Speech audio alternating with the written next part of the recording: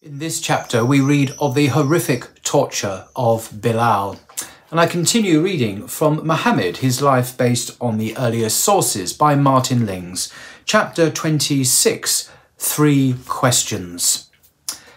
At every assembly of Quraysh, there was at least some discussion of what seemed to them their greatest problem.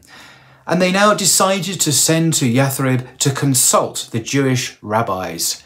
Ask them about Muhammad, they said to their two envoys.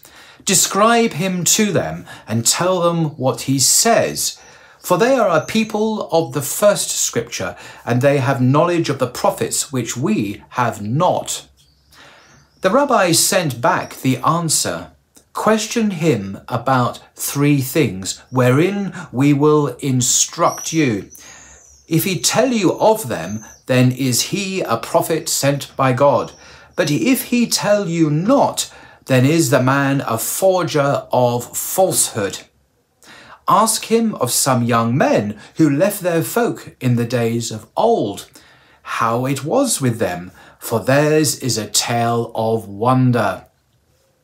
And ask him tidings of a far traveller who reached the ends of the earth in the east and in the west. And ask them of the Spirit, what it is. If he tell you of these things, then follow him, for he is a prophet. When the envoys returned to Mecca with their news, the leaders of Quraysh sent to the prophet and asked him the 3 questions. He said, "Tomorrow I will tell you." But he did not say, "If God will." And when they came for the answers, he had to put them off. And so it went on day by day until 15 nights had passed, and still he had received no revelation of any kind. Neither had Gabriel come to him since they had questioned him. The people of Mecca taunted him, and he was distressed by what they said and greatly saddened that he had not received the help he had hoped for.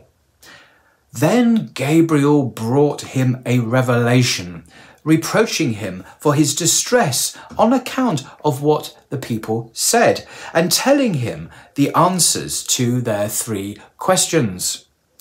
The long wait he had had to endure was explained in the words from the Quran, "And say not of anything, verily I shall do that tomorrow, except thou sayest, if God will."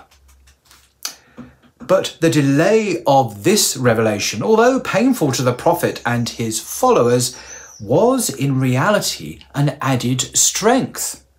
His worst enemies refused to draw conclusions from it, but for those many of Quraysh who were in 2 minds, it was a powerful corroboration of his claim that the revelation came to him from heaven, and that he had no part in it and no control over it.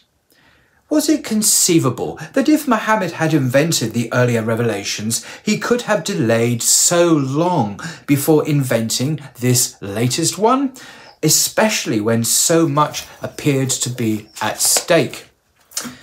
The believers drew strength also, as always, from the revelation itself.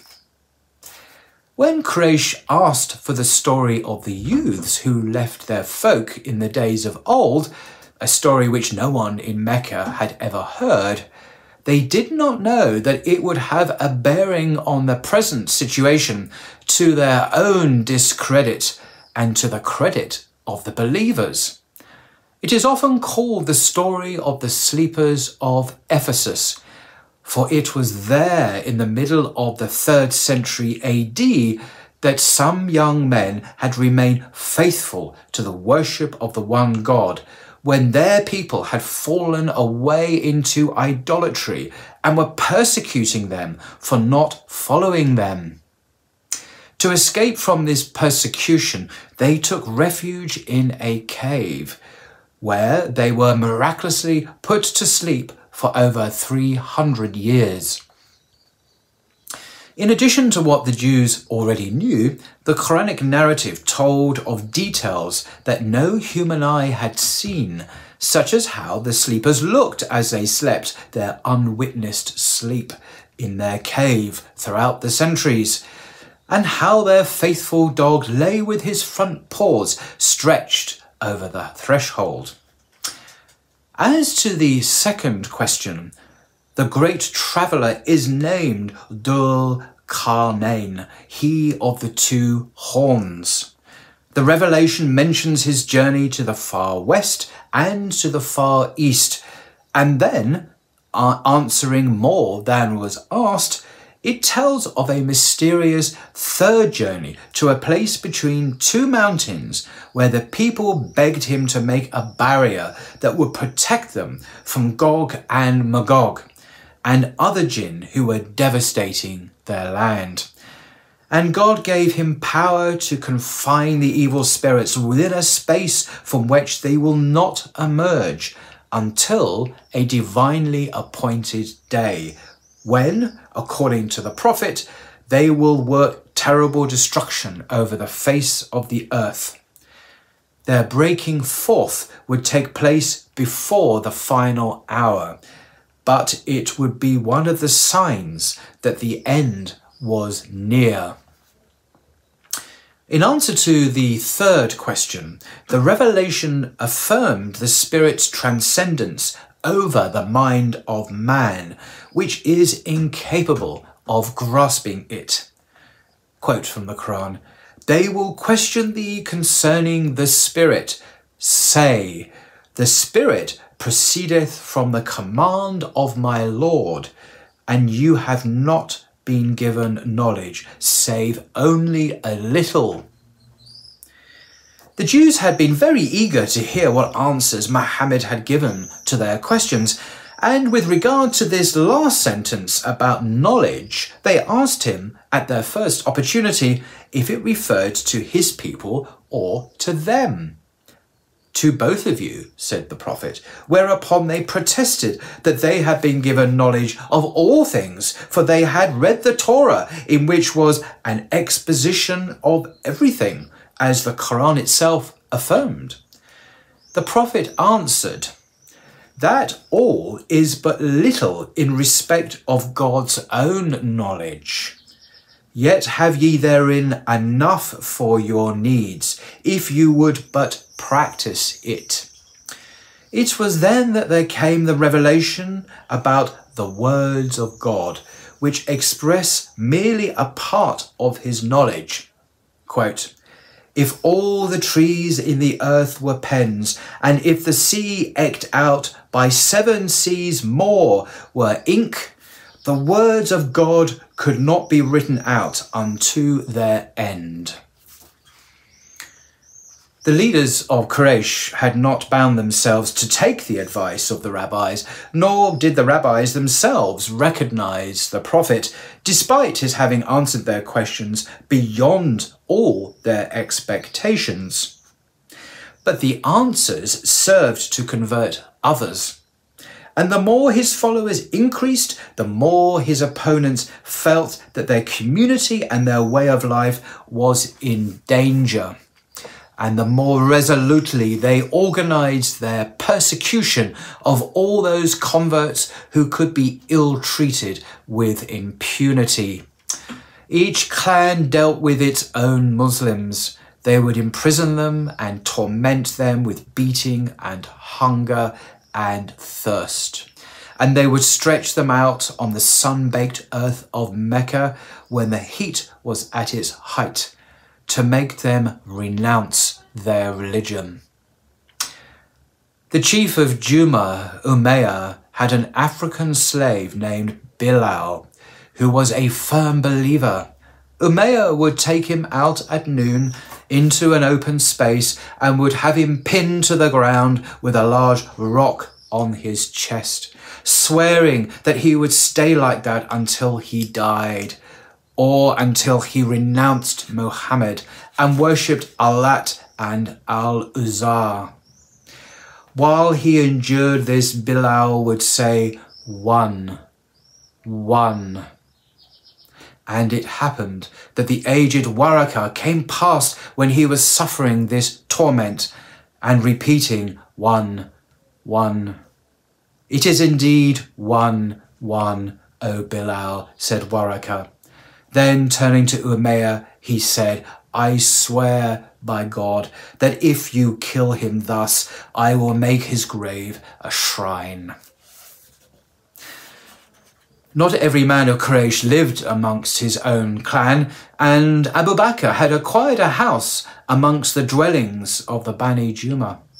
This meant that they had more opportunities of seeing the Prophet than most other clans, for he used to visit Abu Bakr every afternoon.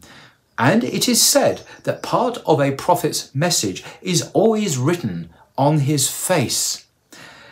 The face of Abu Bakr was also something of a book, and his presence in that quarter of Mecca, previously welcomed as an asset by the whole clan, was now a source of anxiety to its leaders. It was through him that Bilal had entered Islam, and when he saw how they were torturing him, he said to Umayya, Hast thou no fear of God to treat this poor man thus?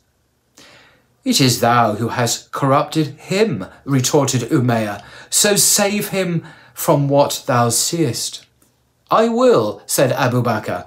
I have a black youth who is tougher and sturdier than he, a man of thy religion. Him will I give thee for Bilal. Umayya agreed, and Abu Bakr took Bilal and set him free.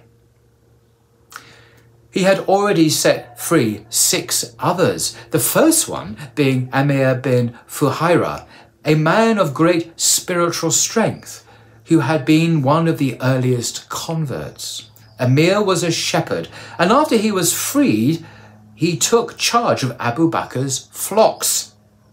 Another of those whom he set free was a slave girl belonging to Umar.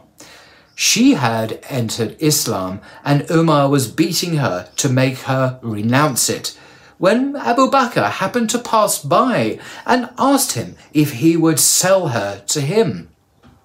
Umar agreed, whereupon Abu Bakr bought her and set her free. Among the most relentless of the persecutors was Abu Jahl. If a convert had a powerful family to defend him, Abu Jahl would merely insult him and promise to ruin his reputation and to make him a laughing stock. If he were a merchant, he would threaten to stop his trade by organizing a general boycott of his goods so that he would be ruined. If he were weak and unprotected and of his own clan, he would have him tortured. And he had powerful allies in many other clans whom he could persuade to do the same with their own weak and unprotected converts. It was through him that his clansmen tortured 3 of their poorer confederates, Yasir and Sumayya and their son Ammar. They refused to renounce Islam, and Sumayya died under the sufferings they had inflicted on her. But some of the victims of the Muqzam and of other clans could not endure what they were made to suffer, and their persecutors reduced them to a state when they could agree to anything. It was said to them, Are not Alat and Al-Uzza your gods as well as Allah? They would say, Yes. And if a beetle crawled past them and they were asked, Is not this beetle your God as well as Allah? They would say, Yes, simply in order to escape from the pain that they could not endure. These recantations were on the lips, not in the heart. But those who had made them could no longer practice Islam except in the greatest privacy, and some of them had no privacy at all. There was, however, an example for them in the recently revealed story of the young men who had left their people and taken refuge in God rather than submit to worshipping other gods. And when the prophet saw that although he escaped persecution himself, many of his followers did not, he said to them, "If ye went to the country of the Abyssinians, you would find there a king under whom none suffereth wrong. It is a land of sincerity in religion, until such time as God shall make for you a means of relief from what you now are suffering." So some of his companions set off for Abyssinia, and this was the first emigration in Islam. And there ends the very sad story in some ways, chapter 26. The next chapter, interestingly, is entitled Abyssinia. So I'm looking forward to reading that with you. Till next time.